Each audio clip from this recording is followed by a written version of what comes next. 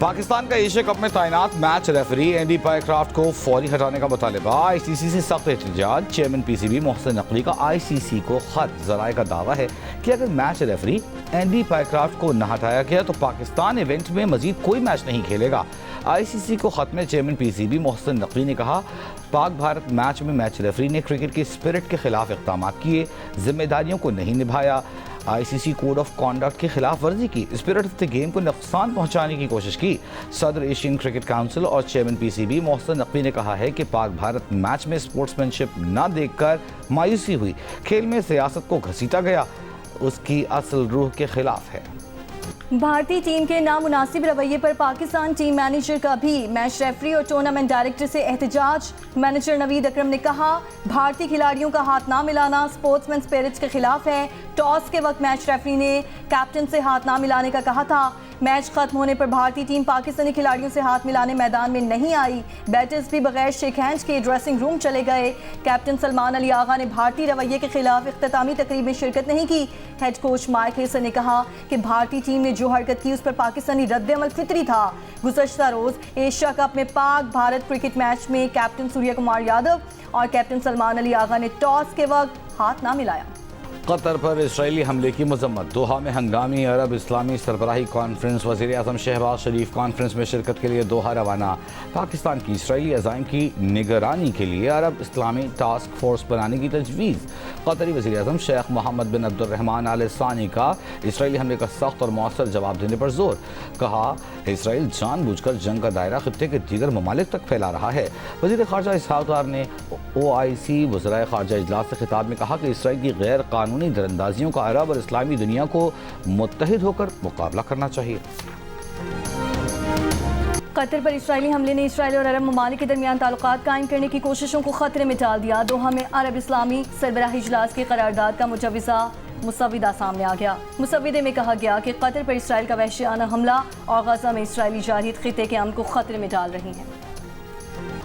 نائب وزیر اعظم اور وزیر خارجہ اسحاق ڈار نے کہا ہے کہ مسلم ممالک کی 2 ارب لوگوں کی نظریں آج ہونے والے عرب اسلامک سربراہی اجلاس پر ہیں۔ اگر محض سخت تقاریر ہوئیں اور کوئی واضح روڈ میپ نہ دیا گیا تو یہ افسوسناک ہوگا۔ عرب ٹی وی کو دیے گئے انٹرویو میں اسحاق ڈار کا کہنا تھا کہ عرب لیگ نے مشترکہ سیکیورٹی فورس کے قیام کی تجویز پر بات کی ہے۔ مشترکہ سیکیورٹی فورس کا قیام ایک عملی قدم ہو سکتا ہے۔ اسحاق ڈار سے سوال کیا کہ پاکستان بطور ایٹمی طاقت اس معاملے پر کہاں کھڑا ہے۔ اسحاق ڈار نے جواب دیا، پاکستان بلا شبہ امت مسلمہ کے ساتھ کھڑا ہوگا اور اپنی ذمہ داریاں انجام دے گا۔ ایرانی صدر ڈاکٹر مسعود پزشکیان کا مسلمان ممالک سے اسرائیل سے تعلقات ختم کرنے کا مطالبہ۔ ایرانی صدر مسعود پزشکیان نے کہا، امید ہے اجلاس اسرائیل کے خلاف اقدامات پر کسی نتیجے تک پہنچے گا۔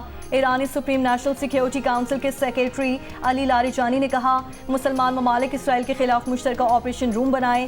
صرف تقاریر پر مشتمل اجلاسوں سے اسرائیلی حکومت کا کچھ نہیں بگڑے گا۔ مسلمان ممالک نے فلسطین کے مظلوموں کے لیے کچھ نہیں کیا تو کم از کم خود کو تباہی سے بچانے کے لیے ہی کوئی فیصلہ کر لیں۔ اسٹیٹ بینک کا شرح سود 11% پر برقرار رکھنے کا اعلان۔ اسٹیٹ بینک کے مطابق مانیٹری پالیسی کمیٹی نے شرح سود 11% پر برقرار رکھنے کا فیصلہ کیا ہے۔ اس سے پہلے کمیٹی نے جون اور جولائی میں بھی شرح سود کو 11% پر برقرار رکھا تھا۔ خیبر پختونخوا میں سیکیورٹی فورسز کی بھارتی پراکسی فتنہ خوارج کے خلاف کامیاب کارروائیاں، 31 دہشت گرد ہلاک۔ آئی ایس پی آر کے مطابق سیکیورٹی فورسز نے لکی مروت میں انٹیلیجنس بنیاد پر کارروائی کرتے ہوئے فتنہ خوارج کے 14 بنوں میں مزید 17 دہشت گردوں کو ہلاک کر دیا گیا۔ کارروائیاں 13 اور 14 ستمبر کو کی گئیں۔ آئی ایس پی آر نے مزید کہا کہ پاکستان میں بھارتی سرپرستی میں ہونے والی دہشت گردی کو مکمل طور پر ختم کیا جائے گا۔ وفاقی وزیر داخلہ محسن نقوی نے بھارتی پراکسی فتنہ خوارج کے خلاف کامیاب آپریشن پر سیکیورٹی فورسز کو سراہا، کہا فتنہ ہندوستان کے دہشت گردوں کو پاکستان میں چھپنے نہیں دیں گے۔ لاڑکانہ میں برڑیجی کے مقام پر دریائے سندھ کی زمینداری بند میں 100 فٹ چوڑا شگاف، ریلا درگاہ ملوک شب خواری میں داخل، زرعی علاقوں اور آبادی کی جانب بڑھنے لگا۔ سیلابی پانی سے قادر پور گیس فیلڈ کے کنویں بھی متاثر، 10 کنووں سے گیس کی سپلائی بند۔ کشمور میں دریائے سندھ میں گڈو بیراج کے مقام پر پانی کے بہاؤ میں اضافہ، اونچی درجے کا سیلاب برقرار، پانی 48 گھنٹوں میں سکھر بیراج پر پہنچے گا۔ کچے کے علاقوں میں پانی کی سطح میں اضافہ، علاقے سے نقل مکانی جاری۔ انتظامیہ کے مطابق گڈو بیراج پر کوئی خطرہ نہیں، کچے سے 30,000 لوگوں کو محفوظ مقامات پر منتقل کیا گیا۔ عاقل آگانی، نصرت لوپ اور موریا بند کی نگرانی جاری۔ ضلع گھوٹکی کے علاقے جان محمد علی میں متعدد دیہات زیریاب، انخلاء کا عمل شروع نہ ہونے پر متاثرین مشکلات کا شکار، حکومت سے مدد کی اپیل۔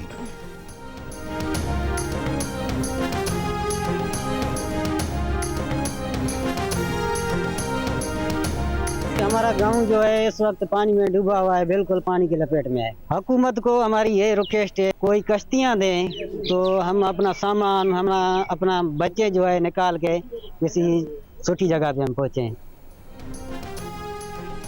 جلال پور پیروالا کے قریب سیلاب سے موٹر وے M5 کو نقصان، ٹریفک متبادل راستوں پر منتقل کر دیا گیا۔ NHA نے موٹر وے پل کی مرمت پانی کے تیز بہاؤ کے باعث روک دی۔ بہاولپور میں اچ شریف کے قریب بھی سیلابی صورتحال کے باعث موٹر وے بند کر دی گئی ہے۔ نہ گھر بچا نہ سامان، سیلاب سب بہا لے گیا۔ کبیر والا میں دریائے راوی اور دریائے چناب میں سیلاب سے ہزاروں لوگ بے گھر ہو گئے۔ چکدر خانہ کی شہزادی مائی اپنی گھر کی دوبارہ تعمیر کے لیے پریشان، حکومت سے مدد کی اپیل۔ کہا کھلے آسمان تلے چھوٹے بچوں کے ساتھ بیٹھی ہیں، گھر مکمل بہہ گیا ہے۔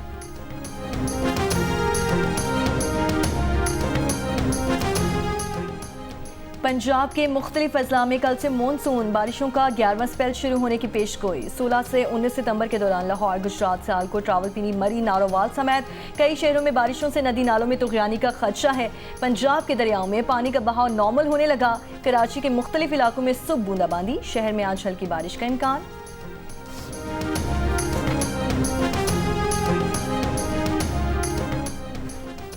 ملک کے 10 بڑے شہروں میں غیر معمولی طور پر ڈینگی پھیلنے کا خدشہ، محکمہ موسمیات نے خبردار کر دیا۔ محکمہ موسمیات کے مطابق اس وقت ملک سیلاب کی زد میں ہے۔ سیلاب کے بعد کھڑا ہونے والا پانی اور ناقص نکاسی ڈینگی کے پھیلاؤ کے لیے موزوں ثابت ہو سکتے ہیں۔ کراچی، لاہور، اسلام آباد، فیصل آباد، سیالکوٹ، راولپنڈی، پشاور، سکھر، حیدرآباد اور ملتان سمیت دیگر شہروں میں ڈینگی وبا پھیلنے کا خطرہ ہے۔ شہری خیموں یا پناہ گاہوں کے ارد گرد پانی جمع نہ ہونے دیں۔ آڈیٹر جنرل آف پاکستان وفاقی کھاتوں میں 375 ٹریلین روپے کی بے ضابطگیوں کی رپورٹ سے دستبردار۔ پاکستان کے سالانہ بجٹ سے 27 گنا زیادہ رقم کے ذکر کو ٹائپنگ کی غلطی نتیجہ قرار دے دیا۔ جنگ اور دا نیوز کے ایڈ انویسٹیگیشن انصار عباسی کی رپورٹ کے مطابق نئی ترمیم شدہ رپورٹ میں تسلیم کیا گیا ہے کہ اصل ورژن کی ایگزیکٹو سمری میں چند غلطیاں تھیں۔ 2 مقامات پر بلین کی بجائے ٹریلین لکھ دیا گیا تھا۔ درستگی کے بعد اصل رقم 9.7 ٹریلین روپے ہے۔ یہ تصدیق روزنامہ دا نیوز کی خبر کو درست ثابت کرتی ہے، جس میں AGP تردید کے باوجود کئی ہفتے قبل خبر دی تھی کہ 375 ٹریلین روپے کا ہندسہ معاشی منطق اور مالی حقیقت کے برعکس معلوم ہوتا ہے۔ AGP آفس نے تصدیق کی کہ وفاقی آڈٹ کی اس عمل پر 3.02 بلین روپے کے اخراجات ہوئے ہیں۔ رپورٹ اب صدر مملکت کی منظوری کے بعد پارلیمنٹ میں پیش کی جائے گی۔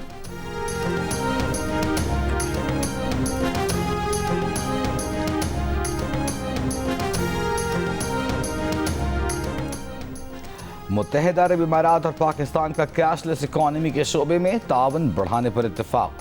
کیش لیس اکانومی پر مشاورتی اجلاس۔ وزیر مملکت برائے خزانہ بلال اظہر کیانی نے پاکستان کی نمائندگی کی۔ UAE کی ڈیجیٹل ادائیگیوں اور وسیلوں سے متعلق تفصیلی بریفنگ۔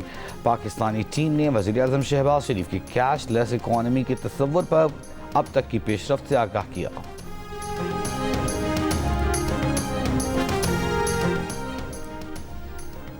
اسلام آباد اور راولپنڈی کے درمیان جدید اور تیز رفتار ٹرین چلے گی۔ وفاقی وزیر داخلہ محسن نقوی اور وزیر ریلویز کی زیر صدارت اجلاس میں فیصلہ ہوا۔ ٹرین سے اسلام آباد اور راولپنڈی کے درمیان سفر 20 منٹ میں طے ہوگا۔ وزیر داخلہ محسن نقوی نے کہا کہ منصوبہ وزیر اعظم محمد شہباز شریف کے عوامی ریلیف کے ویژن کا عکاس ہے۔ وزیر مملکت برائے داخلہ طلال چودھری نے کہا ٹرین سروس شہریوں کے لیے کم خرچ اور تیز رفتار سفری سہولت ہوگی۔ امریکی صدر ٹرمپ کی واشنگٹن ڈی سی میں نیشنل ایمرجنسی نافذ کرنے کی دھمکی۔ کہا اگر میئر میوریل باؤزر نے امیگریشن کسٹم انفورسمنٹ آئی سے تعاون نہ کیا تو نیشنل ایمرجنسی نافذ کر کے دارالحکومت کو وفاق کے کنٹرول میں لے لیں گے۔ Mayor Washington D C Bowser نے وفاقی حکومت کو آگاہ کیا کہ میٹروپولیٹن پولیس غیر قانونی طور پر امریکہ میں رہائش پذیر یا داخل ہونے والوں سے متعلق امیگریشن حکام کو معلومات فراہم نہیں کرے گی۔ غزہ پر اسرائیلی حملے جاری، غزہ سٹی کی الجلالہ اسٹریٹ پر بمباری سے بچوں سمیت 10 فلسطینی شہید، متعدد زخمی، 24 گھنٹوں میں 50 سے زائد فلسطینی شہید ہو گئے۔ قحط اور غذائی قلت کے باعث مزید 2 افراد جان کی بازی ہار گئے۔ بھوک سے اموات کی تعداد بڑھ کر 422 ہو گئی، 145 بچے بھی شامل۔ دوسری جانب غزہ میں بلند عمارتوں کو تباہ کرنے کا سلسلہ جاری۔ اقوام متحدہ کے امدادی ادارے برائے فلسطین UNRWA کا کہنا ہے کہ گزشتہ 4 دن میں غزہ سٹی میں امدادی ایجنسی کی 10 عمارتیں تباہ کی گئیں، جس میں 7 اسکول اور 2 کلینکس شامل ہیں۔ اسرائیلی سابق آرمی چیف ہرزی حلیوی کا اسرائیلی حملوں میں غزہ کے 2 لاکھ سے زائد فلسطینیوں کے شہید اور زخمی ہونے کا اعتراف۔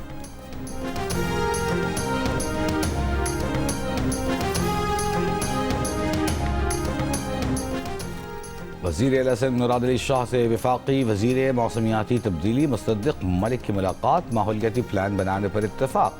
مصدق ملک کا کہنا ہے کہ کاربن کریڈٹ کی مارکیٹ کھولنا ہوگی، جس کے لیے وفاقی حکومت مکمل مدد کرے گی۔ مراد علی شاہ نے کہا کہ سکھر بیراج کی گنجائش بڑھائی ہے، وفاق سکھر بیراج کی گنجائش بڑھانے میں مدد کرے۔ مراد علی شاہ نے کہا کہ دریائے سندھ کے کچھ بندوں کی حالت نازک ہے، جاپان کی مدد سے سندھ کے بندوں کو مضبوط کیا جائے گا۔ ملاقات میں گفتگو کی گئی ہے کہ نقصانات کم کرنے کے لیے عالمی برادری کو پاکستان کی مدد کرنا ہوگی۔ وزیر اطلاعات پنجاب اسما بخاری کا کہنا ہے کہ پنجاب حکومت پر انگلی وہ اٹھا رہے ہیں جن کے اپنے صوبے میں سیلاب سے سینکڑوں لوگ جاں بحق ہو گئے ہیں۔ KP حکومت لوگوں کے مسائل حل کر رہی ہے، نہ ہی اپنے ریٹ قائم کر پا رہی ہے۔ خیبر پختونخوا میں متاثرہ لوگ آج بھی بے یار و مددگار پڑے ہیں۔ صوبائی وزیر اطلاعات نے مزید کہا کہ پنجاب حکومت سیلاب متاثرین کے نقصانات کا تخمینہ لگا رہی ہے، سروے مکمل ہونے پر جلد ریلیف پیکج کا اعلان کریں گے۔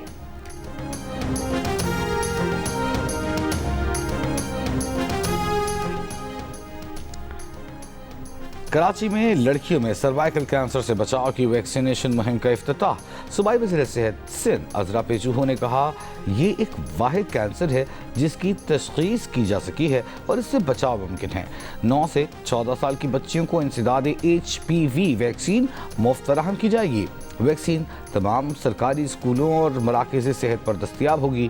تقریب میں سماجی رہنما اور سربراہ زندگی ٹرسٹ شہزاد روئے نے کہا HPV کو کورونا ویکسین سے نہ ملائیں، ویکسین سبھی ضروری ہیں لیکن HPV کی ویکسین بہت ضروری ہے۔ خاتون اول آصفہ بھٹو زرداری نے سرویکل کینسر سے بچاؤ کی ویکسین کی مہم کو سنگ میل قرار دے دیا۔ کہا سرویکل کینسر وہ واحد کینسر ہے جس سے ویکسین کے ذریعے بچاؤ ممکن ہے۔ والدین یقینی بنائیں کہ ان کی 9 سے 14 سال کی بیٹیوں کو یہ ویکسین ضرور لگے۔ خاتون اول آصفہ بلوچستان کے علاقے کیچ میں مچھلی کھانے سے متعدد پالتو جانور ہلاک۔ علاقہ مکینوں کا دعویٰ ہے کہ سمندری آلودگی کی وجہ سے مچھلی جانوروں کی ہلاکت کا باعث بن رہی ہے۔ پالتو مرغیاں، بلیاں اور کتے مچھلی کھانے کے فوری بعد ہلاک ہو گئے۔ WWF پاکستان کا کہنا ہے کہ گوادر کا پانی آلودہ نہیں، مچھلیاں نقصان دہ کائی کھانے سے بعض اوقات زہریلی ہو سکتی ہیں۔ کراچی کے علاقے لانجی میں واٹر ٹینکر کی موٹر سائیکل کو ٹکر، ماں بیٹا جاں بحق، ڈرائیور فرار ہو گیا۔ کراچی میں رواں سال ہیوی گاڑیوں کی ٹکر سے جاں بحق ہونے والوں کی تعداد 195 ہو گئی۔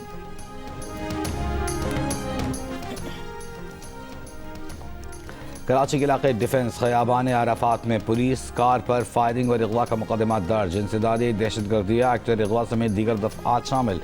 گزشتہ روز خیابان عرفات میں ملزمان پولیس اہلکار کو اغوا کر کے فائرنگ کرتے ہوئے فرار ہو گئے تھے۔ ملزمان نے تشدد کے بعد ہیڈ کانسٹیبل کو نیو سبزی منڈی کے قریب چھوڑ دیا تھا۔ واقعہ پولیس کی شفٹ تبدیلی کے دوران پیش آیا تھا۔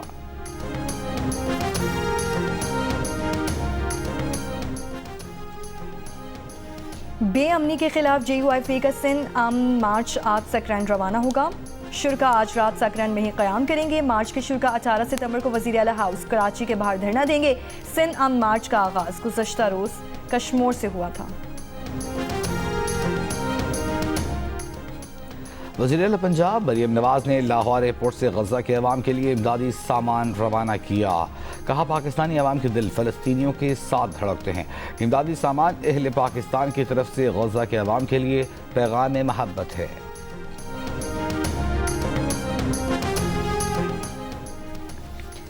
گورنر سندھ کامران خان ٹھسوری کا چین کے شہر شوجو میں بدر انرجی کا افتتاح، چینی سرمایہ کاروں کو پاکستان خصوصاً کراچی کے انڈسٹریل زونز میں سرمایہ کاری کی دعوت۔ گورنر سندھ نے فیکٹری کے پلانٹس اور لیتھیم بیٹریز کی تیاری کا معائنہ کیا، کہا لیتھیم بیٹریز پاکستان میں بجلی بحران کے حل میں مددگار ہوں گی۔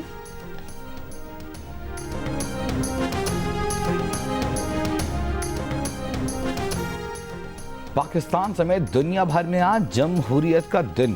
صدر آصف علی زرداری نے اپنے پیغام میں کہا جمہوری ادارے عوامی آواز کے محافظ ہیں، جمہوریت محض عمل نہیں عوامی حقوق کا تحفظ ہے۔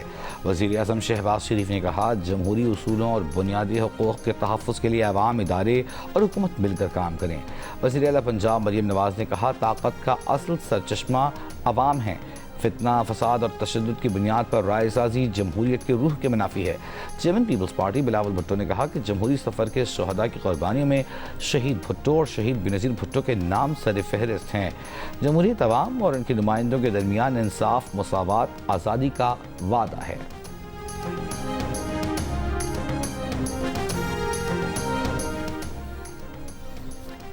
قطر میں نائب وزیر اعظم اور وزیر خارجہ اسحاق ڈار کی ترکی کے وزیر خارجہ سے ملاقات، فلسطینی عوام کی جدوجہد کی بھرپور حمایت کا اعادہ۔ اسحاق ڈار کی ایرانی وزیر خارجہ عباس اراغچی سے بھی ملاقات، اسرائیلی حملے عالمی قوانین کی سنگین خلاف ورزی قرار۔ اسحاق ڈار مصری ہم منصب بدر عبداللطیف اور ملیشیا کے وزیر خارجہ محمد حسن سے بھی ملے۔ بنگلہ دیشی مشیر خارجہ توحید حسین سے بھی ملاقات میں دونوں رہنماؤں کا مسلم امہ کے اتحاد پر زور۔ ازبک وزیر خارجہ بختیار سعیدوف سے ملاقات میں فلسطینی کاز کے لیے غیر متزلزل حمایت جاری رکھنے کا عزم۔